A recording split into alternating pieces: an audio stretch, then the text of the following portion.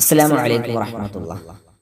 മഹാനായ അഹ്മദുൽ കബീരി റിഫാഇ റളിയല്ലാഹു അൻഹു, അതായത് റിഫായി ഷേഖിന്റെ ഒരു ചരിത്രം, ഒരു കഥ ഞാൻ പറഞ്ഞു തരട്ടെ. ഒരു കുഞ്ഞു ചരിത്രം. ഒരു ദിവസം പള്ളിയിലേക്ക് പോകാൻ നേരത്ത് റിഫായി ഷേഖ് തന്റെ വസ്ത്രം തെരഞ്ഞ സമയത്ത് ആ വസ്ത്രത്തിന്റെ കയ്യിന്റെ ഭാഗത്ത് പൂച്ച കിടന്നുറങ്ങുകയാണ്.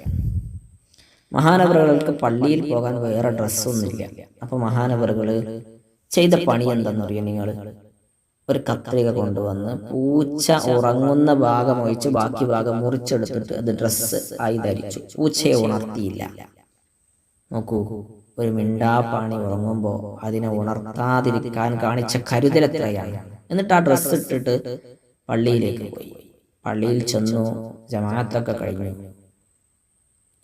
പൂച്ച ഉറങ്ങുന്നതിന്റെ പേരിൽ ജമാഅത്ത് നഷ്ടപ്പെടാനാവില്ല. നിസാര കാര്യങ്ങൾക്ക് ജമാഅത്ത് നഷ്ടപ്പെടുന്നവർക്കുള്ള വലിയൊരു ഗുണപാഠം ഇതിലുണ്ട്. മഹാനവറുകൾ ജമാഅത്ത് കഴിഞ്ഞ് വീട്ടിലേക്ക് വന്നു. എന്നിട്ട് അപ്പോഴേക്കും പൂച്ച എഴുന്നേറ്റ് പോയിട്ടുണ്ട്. ആ കയ്യിന്റെ ഭാഗമെടുത്ത് തൻ്റെ വസ്ത്രത്തിൽ വീണ്ടും തുന്നിച്ചു.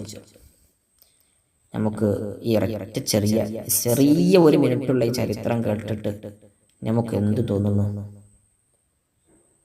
ജീവിതത്തിൽ മാറാനുണ്ട് നമുക്ക് ഇനിയും ഒരുപാട്, അല്ലേ? അസ്സലാമു അലൈക്കും വറഹ്മത്തുള്ളാഹി.